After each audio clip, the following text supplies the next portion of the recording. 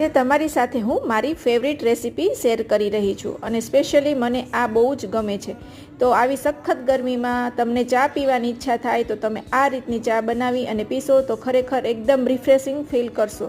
તો આ રીતે આપણે એક ગરમ પાણી મૂક્યું છે, એમાં આપણે અડધી ચમચી જેવી ચાની ભૂકી એટલે કે રેગ્યુલર તમારા ઘરમાં જે ભૂકી યુઝ કરતા હોય એ નાખવાની છે। એ સારી રીતે ઉકળી જાય એટલે એને સાઈડમાં ઠંડુ કરી લેવાનું છે। ત્યારબાદ આવી રીતે એક કાચની બોટલ અને કાચનો ગ્લાસ લીધું છે, દળેલી ખાંડ લીધી છે। તમારે જે રીતની સ્વીટનેસ જોઈએ એ રીતે તમે દળેલી ખાંડ લઈ શકો છો। ત્યારબાદ ચપટીક નમક લીધું છે, અડધું લીંબુ નીચવ્યું છે, ત્યારબાદ આઈસ ક્યુબ એડ કર્યા છે અને લીંબુની સ્લાઇસ કરી અને એડ કરેલી છે। પછી આપણે જે પાણી ચાનું બનાવી અને ઉકાળીને રાખ્યું હતું એ ચાનું પાણી એડ કર્યું છે। ત્યારબાદ રેગ્યુલર ઠંડુ પાણી એડ કર્યું છે। તો આપણી આઈસ કોલ્ડ ટી બની અને રેડી છે। મારી તો સ્પેશિયલ ખૂબ જ ફેવરિટ છે, હું ઉનાળામાં આ જ ચા પીઉં છું, તો તમે પણ એકવાર ટ્રાય કરી અને પીવો, તમને પણ ખરેખર ખૂબ જ ભાવશે।